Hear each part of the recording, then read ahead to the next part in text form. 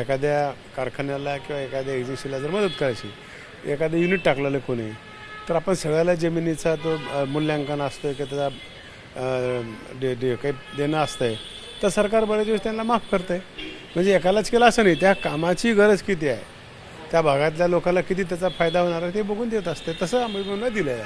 सहकार मंत्री बाबासाहेब पाटील आपल्यासोबत आहेत. आपण त्यांच्याशी बातचीत करणार आहोत. सर, ज्या पद्धतीनं सध्या कर्ज वाटपाचा विषय चर्चेमध्ये आहे, खास करून केंद्राकडून जे काही कर्ज मिळवले जातात त्यामध्ये अभिमन्यू पवार यांच्यावर सरकार कुठेतरी मेहरबान आहे अशी एक टीका सरकारवर होती.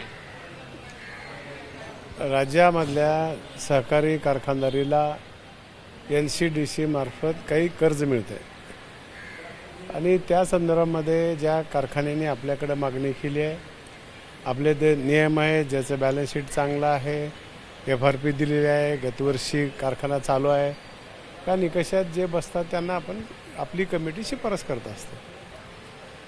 म्हणून अनेक कारखान्याला या ठिकाणी आपल्या महाराष्ट्र शासनाने अशा कारखान्याला शिफारशी केलेल्या आहेत. पण हे कर्ज देत असताना कशासाठी कर्ज देतो आपण?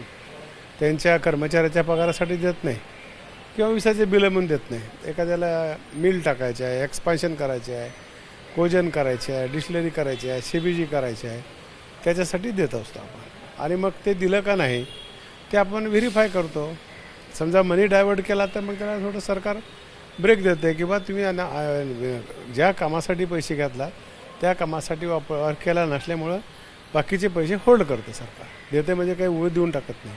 NCDCचं कर्ज एकदा तुम्हाला जर मिळालं असेल तर पुन्हा तुम्हाला ते कर्ज मिळतं का? तुम्ही त्याला ॲप्लिकेबल होता का? कारण या कारखान्याला ऑलरेडी एकदा NCDCचं कर्ज दिलं. ह्यांनी काय केलं आहे की यांना कर्ज दिलं त्यावेळेस आता त्यांचे 2 बँकाचे काही देणं आहे किंवा ह्या बँकेकडचे NOC घ्या, त्या बँकेकडचे NOC घ्या, तशा प्रकारचं विनंती वजा पत्र आमच्याकडे दिलेलं आहे किंवा एकाकडेच ठिकाणी आपलं कर्ज असावं. आणि त्याच्यामुळे त्यांनी मागणी केली आणि त्याला कॅबिनेटने मंजुरी दिली. बाकीच्या कारखान्यांना आणि बाकीच्या जे काही कारखाने आहेत महाराष्ट्रातले यांच्याकडे का तुम्ही अन्याय करताय? मग अशोक बापू पवारांचा कारखाना असेल, संग्राम थोपटेंचा कारखाना असेल, काडसिद्धेश्वर कारखाना असेल, या सर्व कारखानदारांचं म्हणणं आहे की सरकार आम्हाला मदत करत नाही. आमचे देखील आजारी कारखाने आहेत, त्यांच्या मागण्या मोठ्या आहेत मात्र मदत होत नाही.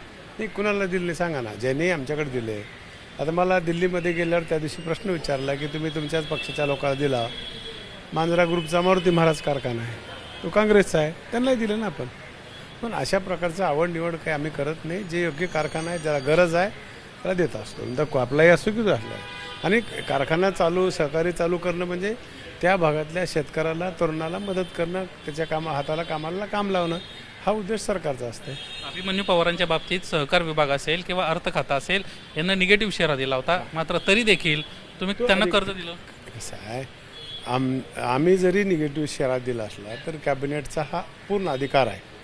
एखाद्या कारखान्याला किंवा एखाद्या एजन्सीला जर मदत करायची, एखादं युनिट टाकलेलं कोणी, तर आपण सगळ्याला जमिनीचा तो मूल्यांकन असतं की त्याचा काही देणं असतं आहे, तर सरकार बरेच दिवस त्यांना माफ करतं आहे. म्हणजे एकालाच केलं असं नाही, त्या कामाची गरज किती आहे, त्या भागातल्या लोकांना किती त्याचा फायदा होणार आहे ते बघून देत असते. तसं आम्ही दिलं आहे.